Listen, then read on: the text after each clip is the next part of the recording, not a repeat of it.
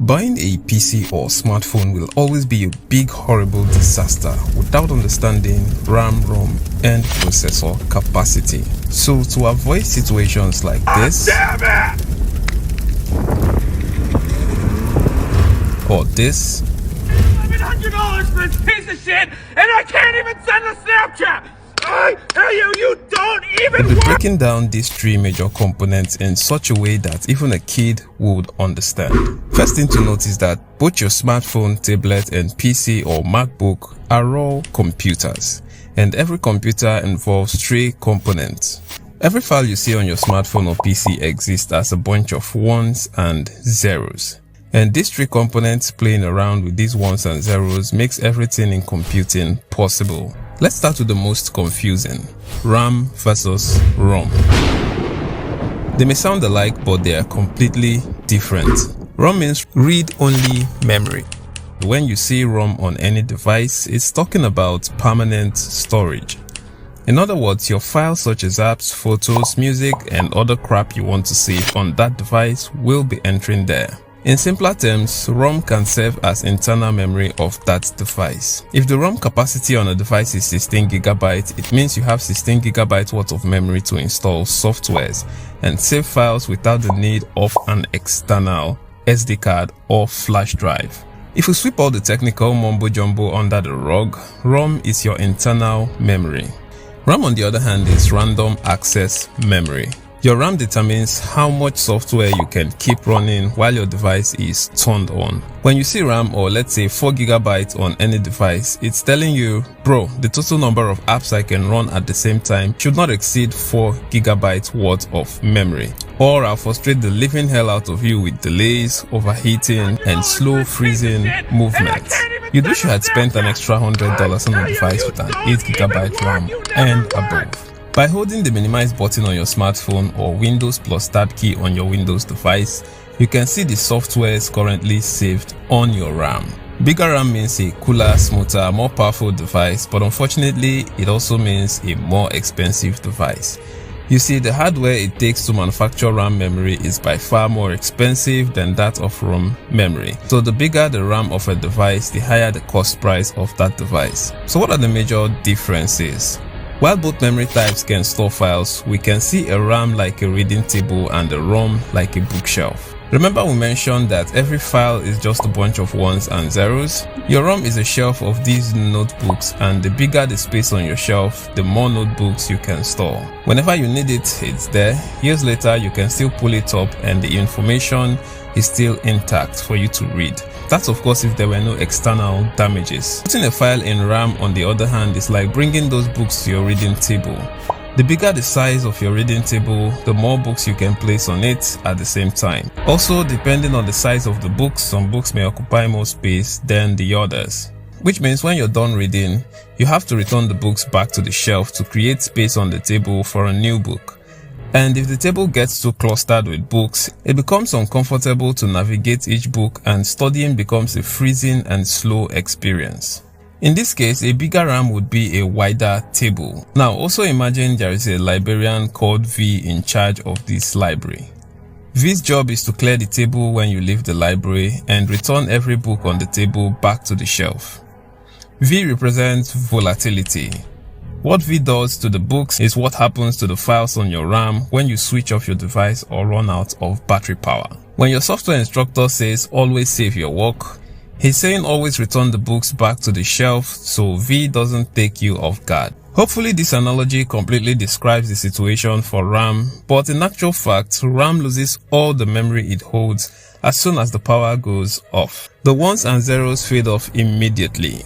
This is why if you turn off your phone or PC, you have to boot the system again, and every software you left running would have to be opened again. The best your device can do for you is to save a list of apps you left running from the RAM to the ROM. So when you turn the device back on, it will just copy everything back to the RAM like nothing happened. That's why you have this checkbox on your MacBook. Well then, if the RAM is this volatile, why does it even exist? That brings us to the second difference. Ask yourself, why would the library have a reading table? Shouldn't shelves and books in them be enough? You see, while ROM can only save files like some old dusty bookshelf, RAM can randomly let you access those ones and zeros on the go. In other words, the files can be opened, edited, music files can be played, softwares can be run, all in real time. And that's where the term random access comes from. You can edit and play around with those ones and zeros in real time. RAM, on the other hand, like our notebook shelf analogy suggests, just stores the code in books like an old dusty bookshelf. Thus the name read-only.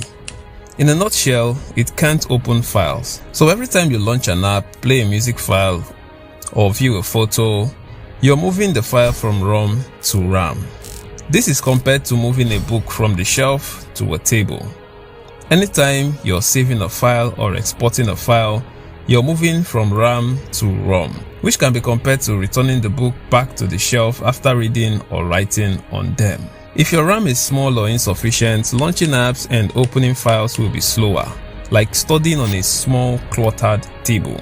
If your RAM is small or insufficient, there will be no space to save files, and exporting files from a software would be slower, more like a really tight shelf with no space for new books. So where does the processor come in all this?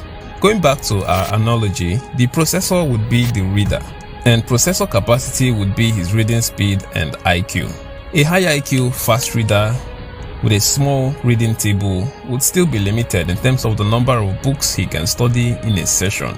A low IQ slow reader, even with a large table, will still be slow in studying multiple books in one study section. A high IQ fast reader with a big reading table would do an excellent job. So a smartphone or PC with a good processor and a small RAM can still make your life miserable. So can a big RAM and a slow processor. Like the reader in our analogy, the processor does the job of translating those ones and zeros into understandable outputs. Like the graphics for images, the sound for song files, including everything you see on the user interface of that device. Without the processor, everything on your device will exist as ones and zeros, which your display and speakers cannot interpret. A DVD, for example, can store files because on a micro scale, it's full of tiny ones and zeros represented by lumps and dents that are hard printed on the disk. The processor is what interprets these ones and zeros into a movie. So how do they all work together? While the ROM stores the files, the RAM holds the files temporarily for the processor to interpret to an output. So what's the ideal RAM, ROM, or processor size a smartphone or PC should have? If I answer that question now, by next year it could be a wrong answer. This is because file size basically increases with time as the world innovates. Just like we moved from SD to HD and then to 4K and to 8K, video file sizes have also increased tremendously. In the same way, RAM, ROM, and processing power needed to store and play video files have also increased. For RAM size, as of 2025, it's best not to go below 8GB RAM on a smartphone, as apps would keep getting bigger on every update. For PCs, it's a little different. With the increase in cloud computing, a lot of heavy tasks you can do on your PC can now also be done on websites such as Canva, Google Docs, and that pushes all the computing responsibilities to the server, which could be under the Atlantic Ocean for all you care. So even a 4GB RAM can still do video editing on Canva without exploding. This has also led to simpler, lighter, cheaper PCs such as Chromebook, HP Streambook, that depend fully on the internet for heavy tasks. Nevertheless, 8GB of RAM is still a safe zone to start with, although 4GB RAM might not get outdated because of cloud computing. As for ROM size, the situation is simpler as cloud storage services such as Google Drive and OneDrive, as well as streaming services like YouTube and Netflix, makes it kinda difficult to care about storage space on your PC. In fact, if you check the increasing rate of ROM size, it's not entirely consistent.